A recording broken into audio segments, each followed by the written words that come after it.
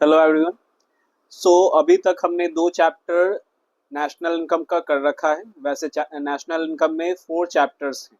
ठीक है।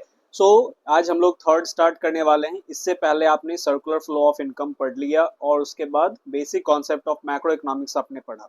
ये थर्ड चैप्टर है जिसका नाम है national income and related aggregates.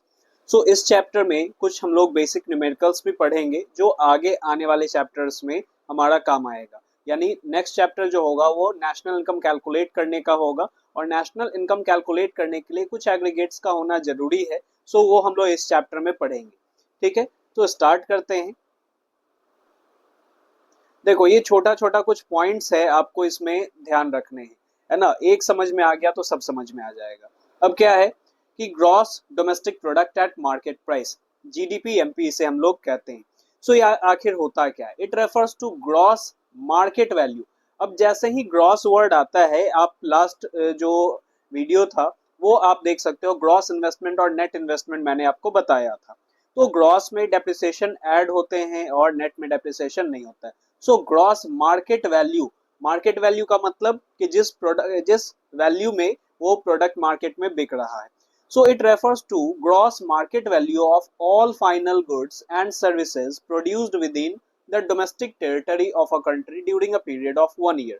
देखो इसमें, इस पूरे लाइन में हर एक कॉन्सेप्ट आपका पिछले वाले चैप्टर का है। सो अगर आपने वो पिछले चैप्टर को नहीं देखा है या नहीं पढ़ा है तो आप उसको जरूर पढ़ें, अदरवाइज ये समझ में नहीं आएगा फिर। सो जीडीपी एमपी, जीडीपी एमपी क्या हो गया? जीडीपी एमपी का मतलब gross market value of all final goods and services. जितने भी फाइनल गुड्स एंड सर्विसेज हैं जो कि एक डोमेस्टिक टेरिटरी में, एक कंट्री में प्रोड्यूस किए जा रहे हैं ड्यूरिंग 1 ईयर, उसी का ग्रॉस मार्केट वैल्यू को हम लोग जीडीपी एमपी कहते हैं।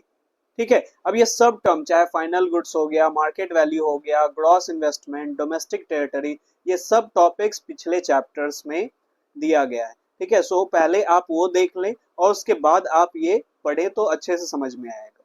सो ये समझ में आ गया होगा कि एक इकोनॉमी में, है ना, एक इकोनॉमी में, एक कंट्री में डोमेस्टिक टेरिटरी, उसके डोमेस्टिक टेरिटरी में जितने भी फाइनल गुड्स और सर्विसेज प्रोड्यूस किए जा रहे हैं उसका ग्रॉस मार्केट वैल्यू जो हो गया वही हो जाएगा जीडीपी एमपी। ठीक है, वो भी 1 साल के पीरियड का ही बात किया गया। नेक्स्ट है gross domestic product at factor cost. तो ऊपर में मार्केट प्राइस था, अब यहाँ पे आप देखो फैक्टर कॉस्ट।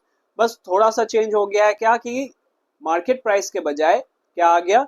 फैक्टर कॉस्ट आ गया। तो जहां फैक्टर कॉस्ट आएगा सो वहां मार्केट वैल्यू की जगह पे मनी वैल्यू हो जाएगा।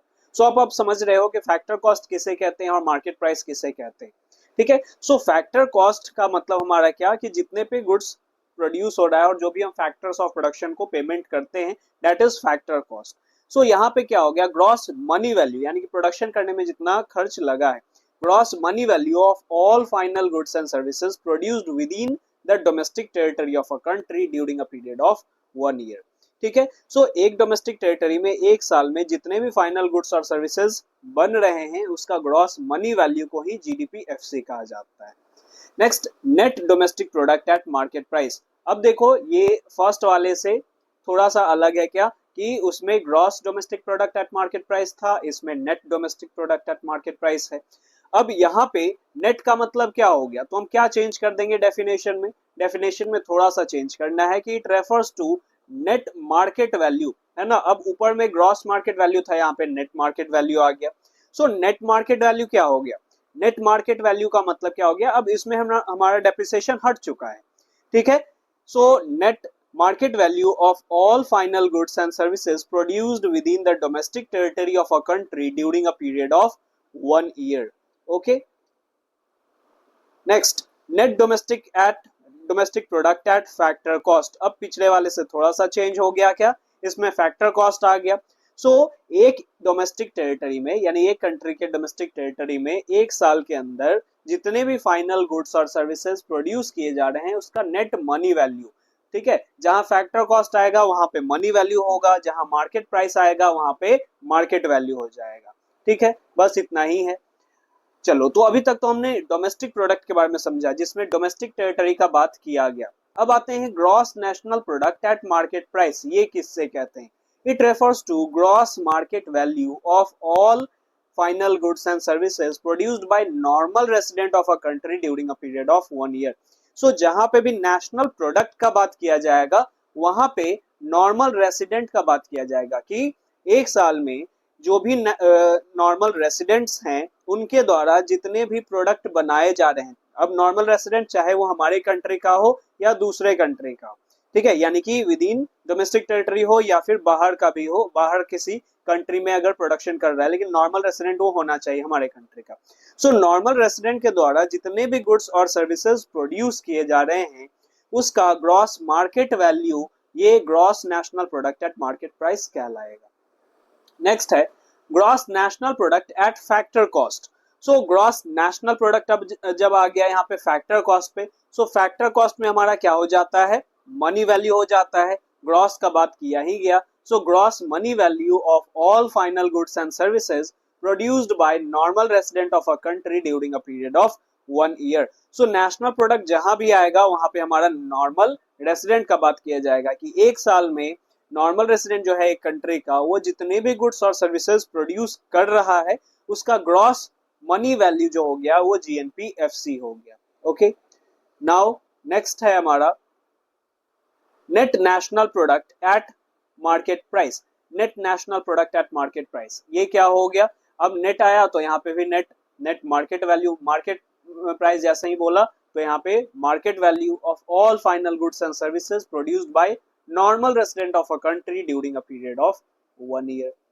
फिर net national product at factor cost, तो जहां फैक्टर कॉस्ट आएगा वहां पे क्या हो जाएगा, वहां पे नेट मनी वैल्यू हो गया। Net national product at factor cost में नेट मनी वैल्यू आ गया कि नॉर्मल रेसिडेंट जो भी है कंट्री का वो जितने भी गुड्स और सर्विसेज प्रोड्यूस कर रहा है एक साल में उसका जो नेट मनी वैल्यू है उसे GNPFC कहेंगे। ओके, चलो अब इसी से रिलेटेड हमारा और भी है एक बहुत इंपॉर्टेंट टॉपिक है ये आपका कि difference between domestic income and national income. So क्या है डिफरेंस आखिर?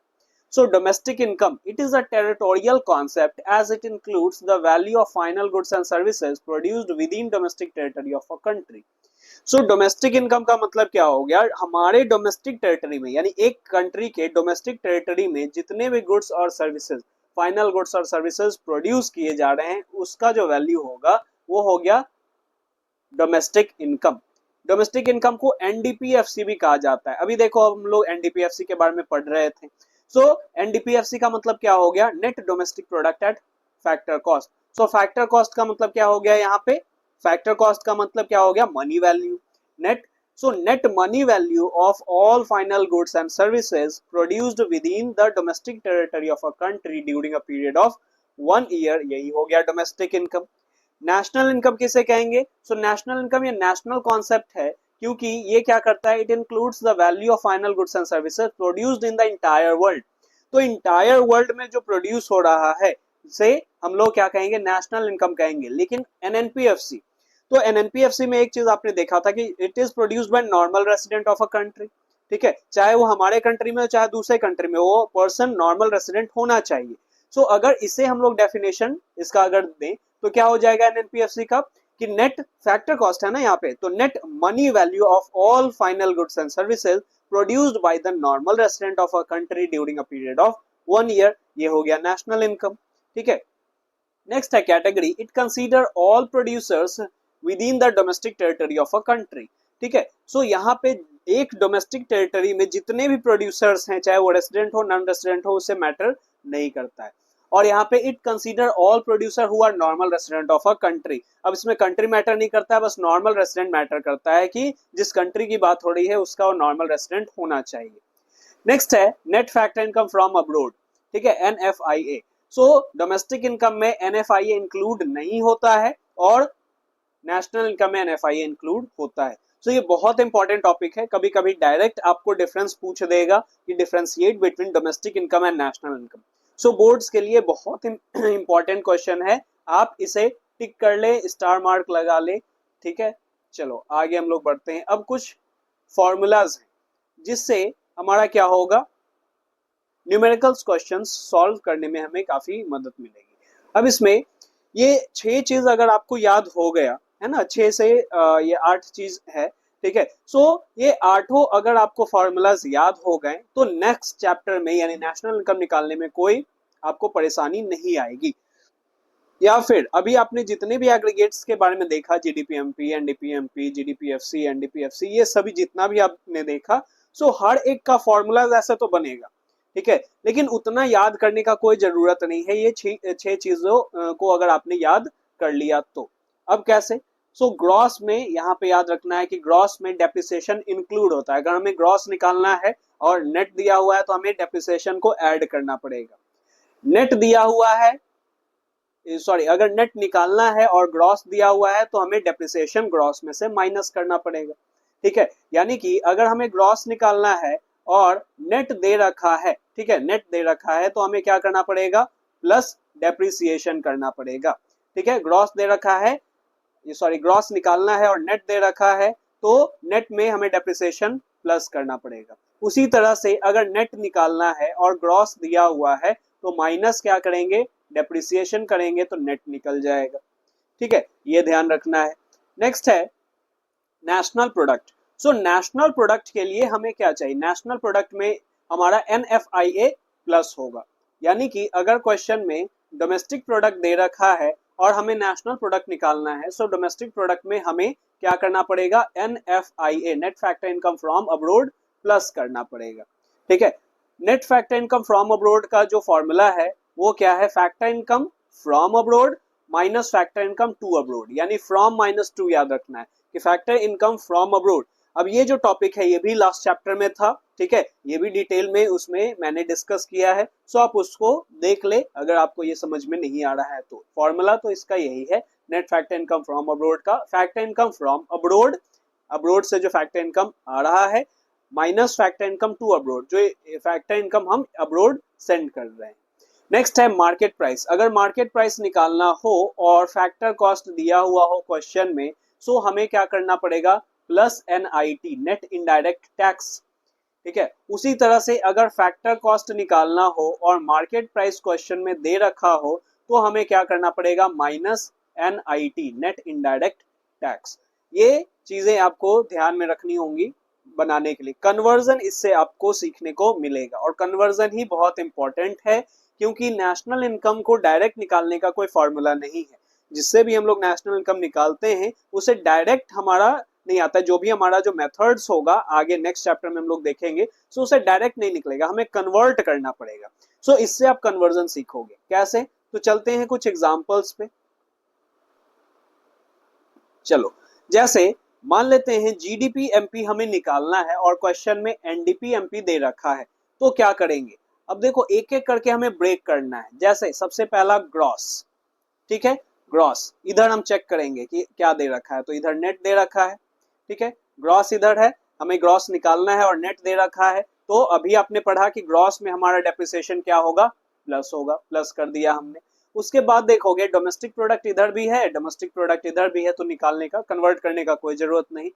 फिर देखोगे कि मार्केट प्राइस इधर भी है, मार्केट प्राइस इधर भी है, सो हमें कैलकुलेट करने का जरूरत नहीं। तो सीधा सीधा यहाँ पे आ गया कि अगर GDP-MP हमें निकालना था और क्वेश्चन में NDP-MP दे रखा था तो हमें कंपेयर करना है ना। वही तीन चीज हमें देखना है, ग्रॉस है या नेट है ना, दिया क्या हुआ है, फिर डोमेस्टिक प्रोडक्ट या नेशनल प्रोडक्ट, फिर मार्केट प्राइस या फैक्टर कॉस्ट, इतनी ही चीजें हैं बस। दूसरा एग्जांपल देखते हैं कि GDP-MP निकालना है और NDP-FC दे रखा है क्वेश्चन, तो क्या करेंगे? ग्रॉस, सबसे पहला ग्रॉस, तो और इधर देखेंगे नेट दे रखा है, तो हमें कन्वर्ट करने का जरूरत है, तो ग्रॉस निकालने के लिए डेप्रिसिएशन को हमने प्लस कर दिया, ठीक है। फिर देखेंगे डोमेस्टिक प्रोडक्ट, सो डोमेस्टिक प्रोडक्ट और इधर देखेंगे, इधर भी हमारा डोमेस्टिक प्रोडक्ट तो दिया ही हुआ है, तो अब इसे कन्वर्ट करने का जरूरत नहीं है। फिर देखेंगे मार्केट प्राइस निकालना है, इधर फैक्टर कॉस्ट दे रखा है, सो मार्केट प्राइस के लिए प्लस NIT हो जाता है, नेट इनडायरेक्ट टैक्स को प्लस कर देंगे, इससे हमारा आ जाएगा फॉर्मूला से। नेक्स्ट है, अगर हमें NDP-MP निकालना है और क्वेश्चन में GNP-FC दे रखा है, फिर से अब हम लोग क्या करेंगे? कंपेयर करेंगे। सबसे पहला हम देखेंगे नेट, तो इधर दे रखा है ग्रॉस, ठीक है, तो अगर ग्रॉस दे रखा है तो हमें कन्वर्ट करने का जरूरत नहीं है, सॉरी जरूरत है। तो नेट निकालना है तो माइनस क्या करना पड़ेगा? डेप्रिसिएशन करना पड़ेगा। डोमेस्टिक प्रोडक्ट, इधर नेशनल प्रोडक्ट दे रखा है, सो हमें कन्वर्ट करना पड़ेगा। सो डोमेस्टिक प्रोडक्ट निकालने के लिए हमें माइनस NFIA करना पड़ेगा। और मार्केट प्राइस इधर फैक्टर कॉस्ट है, तो मार्केट प्राइस निकालने के लिए प्लस NIT करना होता है, ठीक है। उसी तरह से एक और देख लो, ये सब याद करने का कोई जरूरत नहीं, वो 6 चीज आपने याद रख लिया तो ऑटोमेटिक किसी को भी कन्वर्ट किसी से भी आप कर सकते हो। इसमें देखो NNPFC और इधर GDPMP दे रखा है क्वेश्चन में। सो NNP, सो नेट इधर ग्रॉस, तो हमारा नेट निकालने के लिए माइनस डेप्रिसिएशन हो गया। नेशनल प्रोडक्ट इधर डोमेस्टिक प्रोडक्ट देख रखा है, तो नेशनल प्रोडक्ट निकालने के लिए प्लस NFI हो गया। फैक्टर कॉस्ट इधर मार्केट प्राइस दे रखा है, तो फैक्टर कॉस्ट निकालने के लिए माइनस NIT हो गया, ठीक है। उसी तरह से एक और है हमारा GNPFC, सो GNPFC और इधर NNPFC दे रखा है। सो ग्रॉस और इधर नेट, तो ग्रॉस के लिए हम लोग प्लस डेप्रिसिएशन कर दिए, बाकी सब सेम है तो कन्वर्ट करने का जरूरत नहीं। अब इससे रिलेटेड कुछ क्वेश्चंस देख लेते हैं ताकि और भी अच्छे से समझ में आ जाए। तो एक दो क्वेश्चंस हम लोग देख लेते हैं। जैसे क्वेश्चन में आपको कैलकुलेट करना है NDPFC, कैलकुलेट NDPFC, और क्वेश्चन में दे क्या रखा है, GNPMP दे रखा है, फिर उसके बाद बाकी सभी दे रखे हैं। तो सबसे पहले हमने क्या लिख लिया, हमने NDPFC हमें निकालना है। सो अब क्या करेंगे, कंपेयर करेंगे फिर से। तो यहाँ पे नेट और इधर दे रखा है ग्रॉस, तो नेट निकालने के लिए माइनस डेप्रिसिएशन पहला हमने काम किया। उसके बाद डोमेस्टिक प्रोडक्ट निकालना है, इधर नेशनल प्रोडक्ट दे रखा है, तो माइनस NFI कर देंगे। डोमेस्टिक प्रोडक्ट के लिए net factor income from abroad minus हो जाता है। उसके बाद फैक्टर कॉस्ट निकालना है, इधर हमारा मार्केट प्राइस दे रखा है, तो अब फैक्टर कॉस्ट के लिए माइनस NIT हमें करना पड़ेगा। अब यहाँ पे देखो हम लोग पुट कर लेंगे, तो GNPMP दे रखा है 7000, ठीक है। फिर उसके बाद माइनस 200, ये क्या हुआ, डेप्रिसिएशन, डेप्रिसिएशन दे रखा था 200 हमने लिख लिया। फिर net factor income from abroad, अब देखो ये क्वेश्चन में दे रखा है फैक्टर इनकम फ्रॉम अब्रॉड, और net factor income from abroad का भी हमने फॉर्मूला देखा कि फ्रॉम -2 होता है, factor income from abroad minus factor income to abroad, तो 2 तो दे नहीं रखा है, फ्रॉम दे रखा है। फिर भी फॉर्मूला को हम लोग लिखेंगे, शॉर्ट में यहाँ पे हमने लिख लिया है फ्रॉम -2, तो फ्रॉम दे रखा था 300 और 2 तो दे ही नहीं रखा था, तो उसे हमने 0 मान लिया उसे, ठीक है। फिर उसके बाद नेट इनडायरेक्ट टैक्स, तो नेट इनडायरेक्ट टैक्स का फॉर्मूला हो जाता है इनडायरेक्ट टैक्स माइनस सब्सिडीज। सो इनडायरेक्ट टैक्स 500 दे रखा है और सब्सिडीज दे रखा है 200, सो हमने 500 माइनस 200 कर लिया। इसे आप कैलकुलेट करोगे तो 6200 करोड़ आएगा, करोड़ से यहाँ पे दे रखा है देखो, ठीक है। सो हमें यहाँ पे यूनिट लिखना बहुत जरूरी है, डायरेक्ट लिख के छोड़ नहीं देना है, यूनिट लिखना है, ठीक है। तो होप सो ये समझ में आया होगा क्वेश्चन। एक क्वेश्चन और है, तो देखो आप एक काम ये भी कर सकते हो कि अगर आपको समझ में आ रहा है तो आप पॉज कर दो, आप ये क्या करो कि आप इसका जो स्क्रीनशॉट आप ले लो, या आप खुद से पहले क्या करो, इसे सॉल्व करने का कोशिश करो। अगर नहीं बने फिर आप इसका सॉल्यूशन देखो कि अच्छा ये आ रहा है या नहीं आ रहा है, सो इससे आपको अच्छे से समझ में भी आएगा। अब यहाँ पे आप देखो हमें निकालना है NNPMP, net national product at market price, और हमारा दे रखा है क्वेश्चन में GDPFC, gross domestic product at factor cost. So क्या करेंगे हम लोग, सो पहला नेट पे आते हैं, इधर ग्रॉस दे रखा है, सो नेट के लिए हमें क्या करना पड़ेगा, माइनस डेप्रिसिएशन करना पड़ेगा। फिर नेशनल प्रोडक्ट यहाँ पे हमारा निकालना है और डोमेस्टिक प्रोडक्ट दे रखा है, सो नेशनल प्रोडक्ट के लिए प्लस NFIA हमने कर दिया। फिर उसके बाद मार्केट प्राइस हमें निकालना है और यहाँ पे फैक्टर कॉस्ट दे रखा है, तो प्लस नेट इनडायरेक्ट टैक्स हमें करना होगा। इसी फॉर्मूला को मैंने और थोड़ा सा बाइफरकेट किया है, जैसे पिछले क्वेश्चन में मैंने नहीं किया था तो इसमें कर दिया मैंने। सो GDPFC माइनस डेप्रिसिएशन और net factor income from abroad को अगर हम लोग थोड़ा सा और एलाबोरेट करें, एक्सपैंड करें, तो net factor income from abroad minus net factor income to abroad, so from -2 मैंने शॉर्ट में लिख दिया है। फिर नेट इनडायरेक्ट टैक्स का जो फॉर्मूला होता है इनडायरेक्ट टैक्स माइनस सब्सिडीज, सो ये भी मैंने शॉर्ट में लिख दिया। अब जो भी दिया हुआ है उसे पुट कर लेते हैं। तो GDPFC दे रखा है हमारा 10,000, फिर डेप्रिसिएशन दे रखा है हमारा, देखो अब यहाँ पे क्या है, कंजम्पशन ऑफ फिक्स्ड कैपिटल दे रखा है। सो मैंने डेप्रिसिएशन जब बताया था तो उस टाइम ये भी बताया था कि डेप्रिसिएशन को कंजम्पशन ऑफ फिक्स्ड कैपिटल भी कहते हैं, तो कंफ्यूज नहीं होना है, consumption of fixed capital he depreciation है, यही हमारा डेप्रिसिएशन है, ठीक है। तो 200 लिख लिया हमने। फिर from -2 net factor income from abroad 900 और नेट फैक्टर टू अब्रॉड 300, ये हमने लिख लिया, 900 माइनस 300। फिर इनडायरेक्ट टैक्स दे रखा है 700 और सब्सिडीज दे रखा है 400, तो इनडायरेक्ट टैक्स माइनस सब्सिडीज कर लिया हमने। सो इसे जब कैलकुलेट करेंगे हम लोग तो 10,700 आ जाएगा आंसर, ठीक है। होप सो ये दो एग्जांपल के थ्रू, ये दो क्वेश्चन के थ्रू आपको ये कॉन्सेप्ट समझ में आया होगा।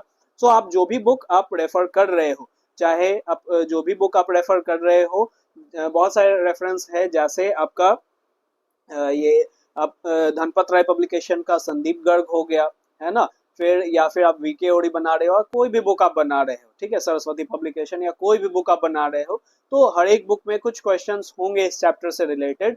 सो आप उस क्वेश्चंस को ज्यादा से ज्यादा बनाओ कि इस पे अगर आपका पकड़ हो गया, इस पे आपने अगर ये आपसे अच्छे से बन रहा है, सो नेक्स्ट चैप्टर आपको और आसानी से बनेगा, काफी हेल्प होगा, ठीक है। सो कन्वर्जन आपको सीखना है। सो ये आपका ये जो टॉपिक था इस चैप्टर का, यानी कि थर्ड चैप्टर हमने कवर कर लिया। थर्ड चैप्टर में ज्यादा कुछ नहीं था, इतने ही टॉपिक्स थे, ठीक है। सो थर्ड चैप्टर हमने कवर कर लिया। नेक्स्ट क्लास हम लोग पढ़ेंगे मेजरमेंट ऑफ नेशनल इनकम। उसमें 3 तरीका है नेशनल इनकम को निकालने का, वो हम लोग बारी बारी से पढ़ेंगे विथ क्वेश्चंस को सॉल्व करते हुए। Okay, thanks for watching, thank you everyone.